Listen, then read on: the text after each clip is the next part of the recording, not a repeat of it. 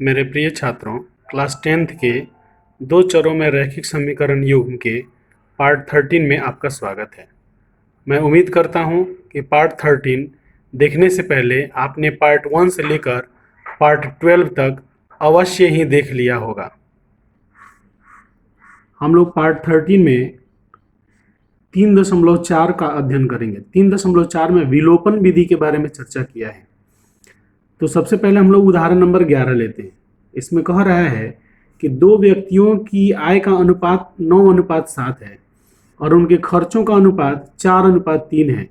यदि प्रत्येक व्यक्ति प्रति महीने में 2,000 रुपये बचा लेता है तो उनकी मासिक आय ज्ञात कीजिए। अब हम लोग इसे हल करेंगे। उदाहरण नंबर 11 एक्सरसाइज 3.4 क्वेश्चन का नंबर डाल देंगे।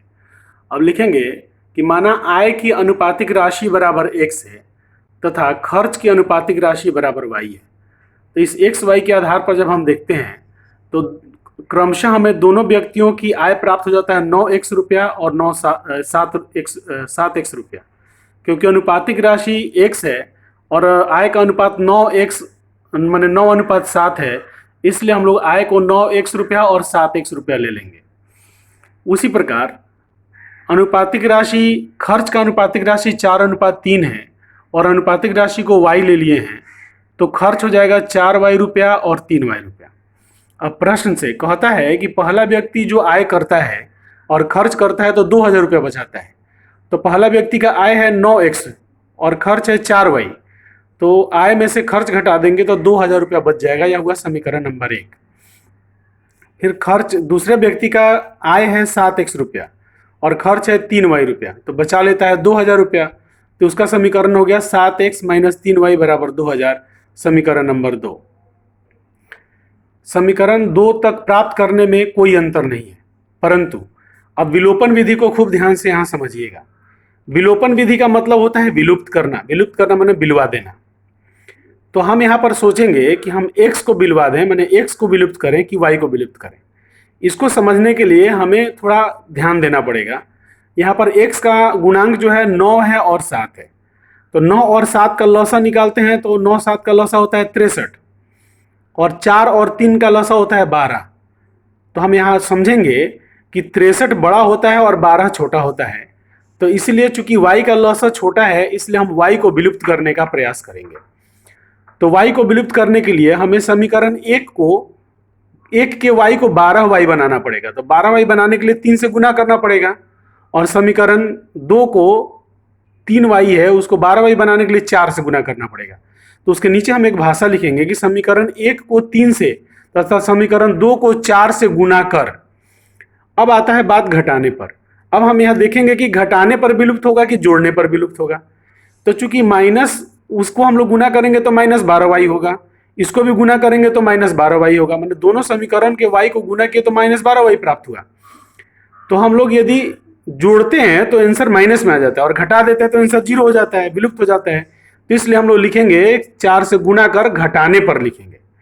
अब आपको यह समझ में आ गया कि हम x को विलुप्त करेंगे कि y को विलुप्त करेंगे। और दूसरा बात यहाँ आपको समझना है कि हम समीकरणों को जोड़ेंगे कि घटाएंगे। यह दोनों बात जब समझ में आ जाता है तो हम लोग क्या करेंगे, जो यहाँ पर हमने लिखा है कि समीकरण 1 को 3 से तथा समीकरण 2 को 4 से गुना कर घटाने पर, अब उसको गुना करेंगे और घटाएंगे। तो समीकरण 1 में 9x - 4y बराबर 2,000 दिया है, तो उसको हम लोग 3 से गुना करेंगे तो 27x - 12y बराबर 6,000 प्राप्त होगा।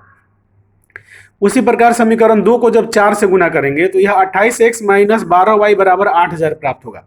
और हम जानते हैं कि जब हम लोग बीजगणित में घटाव का कार्य करते हैं तो चिन्ह बदल देते हैं। तो निचला समीकरण में जो चिन्ह है उसका सबका चिन्ह बदल देंगे। तो 28x प्लस में है तो उसको माइनस में कर देंगे तो हो जाएगा -28x। -12y माइनस में है तो उसको प्लस में कर देंगे तो हो जाएगा +12y। और 8,000 चूंकि प्लस में है तो उसको माइनस बना देंगे। अब यहाँ हम देखते हैं कि -12y हो गया और +12y, ये दोनों कट गया। तो दोनों कट गया मैंने y विलुप्त हो गया।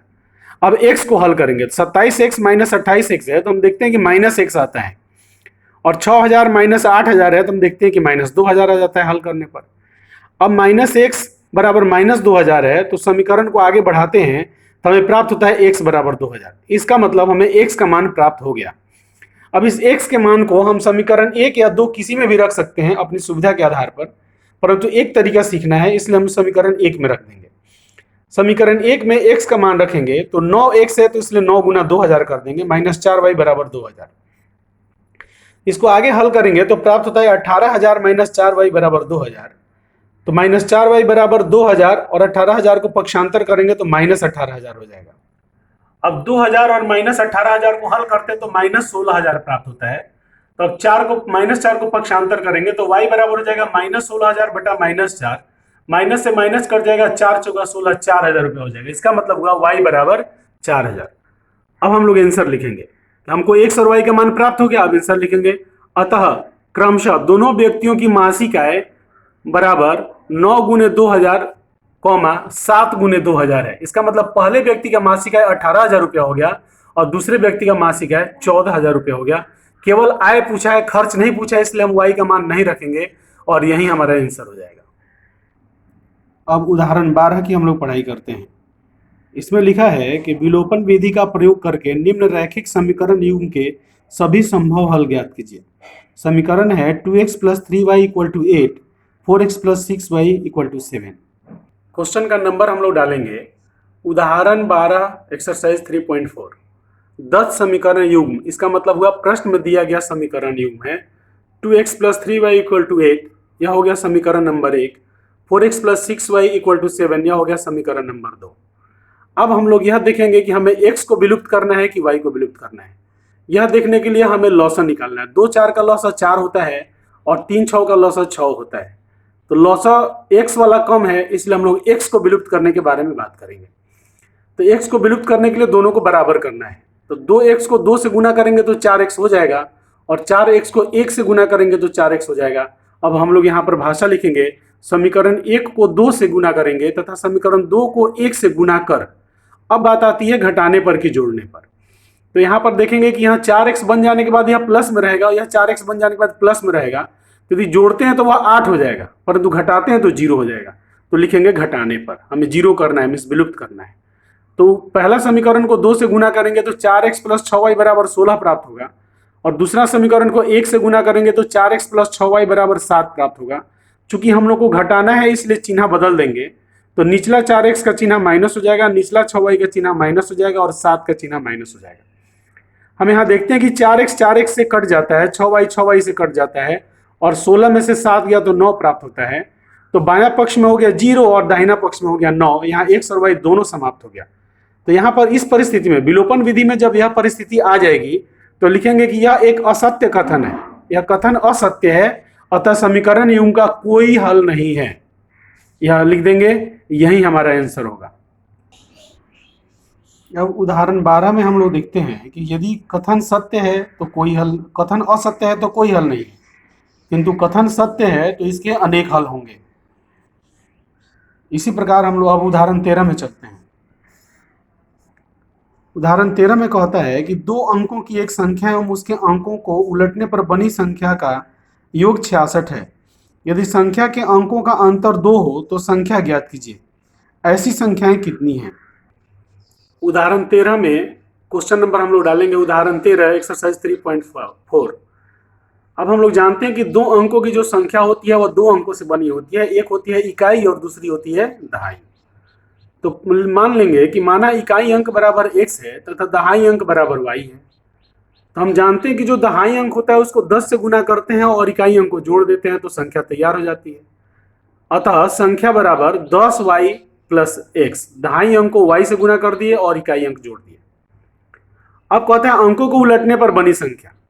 तो जो दहाई है वह इकाई हो जाएगा और जो इकाई है वह दहाई हो जाएगा। तो दहाई में हमारा y है वह इकाई की जगह पर आ जाएगा और इकाई है जो दहाई की जगह पर आएगा। दहाई वाले संख्या को 10 से गुना करते हैं और इकाई जोड़ देते हैं तो संख्या को उलटने पर 10x + y प्राप्त होगा। प्रश्न में कहता है, प्रश्न की पहली स्थिति में कहता है कि संख्या को और उलटने पर बनी संख्या को दोनों को जोड़ते हैं तो योग 66 प्राप्त होता है। तो संख्या है 10y + x और उसको उलटने पर बनी संख्या है 10x + y। तो दोनों को हम लोगों ने जोड़ दिया, आंसर 66 आ गया। अब इस समीकरण को हल करेंगे तो हम पाते हैं कि 11x + 11y बराबर 66 है। अब 11 से दोनों पक्षों को भाग कर देते हैं। तो भाग करने पर पाते हैं कि x प्लस वाई बराबर 6। यह हो गया समीकरण नंबर 1। इसी प्रकार प्रश्न से दूसरी स्थिति में कहता है कि अंकों को पलटने पर अंकों को घटाने पर आंसर 2 आता है। तो हमें यह नहीं पता कि पहले में से दूसरे अंक को घटाना है कि दूसरे में से पहले को घटाना है, इसलिए हम लोग दोनों स्थिति को ले लेंगे। तो दूसरी स्थिति में 2 स्थितियां बनती हैं, x माइनस वाई बराबर 2 या y माइनस एक्स बराबर 2। तो समीकरण नंबर 2 में 2 स्थितियां बनती है। अब हम लोग विलोपन विधि का इस्तेमाल करेंगे जब हमें समीकरण प्राप्त हो गया। तो लिखेंगे समीकरण 1 एवं 2 को जोड़ने पर, क्योंकि इसमें किसी भी x या y का गुणांक नहीं है इसलिए डायरेक्ट हम लोग लिख देंगे। तो समीकरण 1 से लेते हैं x प्लस वाई बराबर 6 और समीकरण 2 में क्या पहला समीकरण लेते हैं x माइनस वाई बराबर 2। इसी प्रकार लाइन खींच के दूसरी तरफ भी हम लोग लिखेंगे समीकरण 1 से लिए x प्लस वाई बराबर 6 और समीकरण 2 से लिए y माइनस एक्स बराबर 2।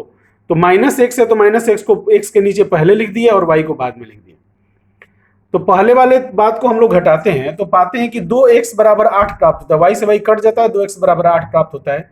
दूसरे में हम लोग देखते हैं कि x से x कट जाता है और 2y बराबर 8 प्राप्त होता है। फिर इसी तरह हम लोग बीच में लाइन खींच करके समीकरण को आगे बढ़ाते हैं। x बराबर 8/2 अर्थात x बराबर 4 प्राप्त हुआ। इधर हम लोग देखते हैं दूसरे साइड में तो y बराबर 8/2 अर्थात y बराबर 4 प्राप्त हुआ। अब हम लोग का जो प्रक्रिया है कि समीकरण 1 में प्राप्त मान को रखते हैं। तो यहाँ पर x भी प्राप्त हुआ और y भी प्राप्त हुआ है, 2 स्थिति अलग अलग है। तो पहले में हम लोग x को रखेंगे, दूसरे में y को रखेंगे। तो x को रखते हैं तो 4 प्लस y बराबर 6 प्राप्त होता है, तो y बराबर 6 माइनस 4 तो y बराबर 2 प्राप्त हुआ। और यदि हम लोग y की जगह पर 4 रखते हैं तो x प्लस 4 बराबर 6 प्राप्त होता है, तो x बराबर 6 माइनस 4 तो x बराबर 2 प्राप्त होता है। अब हम लोग उससे संख्या बनाएंगे। पहली स्थिति में देखते हैं कि x हो गया 4 और y हो गया 2। तो हम लोग दहाई को 2 से गुना कर देते हैं और इकाई जोड़ देते हैं तो 24 प्राप्त होता है। और यहाँ पर x हो गया 2 और y हो गया 4। तो यहाँ पर दहाई को 10 से गुना करके इकाई जोड़ेंगे तो 42 प्राप्त होता है। इस प्रकार 2 स्थितियों के लिए 2 प्रकार की संख्याएं हमें प्राप्त हुई। तो हम लोग लिखेंगे कि इस प्रकार की 2 संख्याएं 24 और 42 प्राप्त होंगी और यही हमारा आंसर होगा। हमारे इस वीडियो को देखने के लिए आप लोगों का बहुत बहुत धन्यवाद। हमारे सभी वीडियोस प्राप्त करने के लिए हमारे चैनल को अवश्य सब्सक्राइब करें और उसके बगल में दिए गए बेल के आइकॉन को अवश्य दबाएं, जिससे हमारे आने वाले सभी वीडियो का नोटिफिकेशन आपको प्राप्त हो। आप यह वीडियो अपने मित्र जो क्लास 10th में अभी अध्ययन कर रहे हैं, बोर्ड की पढ़ाई करना चाहते हैं, बोर्ड में अच्छे नंबर लेना चाहते हैं, उन सबको यह वीडियो जरूर शेयर करें। हमारे वीडियोस में आपको टेक्स्ट बुक की रीडिंग प्राप्त होगी, टेक्स्ट बुक पर फेयर कराया जाएगा, उस पर नोट्स बनवाया जाएगा और उसमें दिए गए सभी प्रश्नों के जवाब मिलेंगे तथा उसके अलावा बोर्ड में आने वाले उस पाठ से संबंधित जो प्रश्न हैं उनके भी जवाब मिलेंगे। पुनः आप सभी को बहुत बहुत धन्यवाद।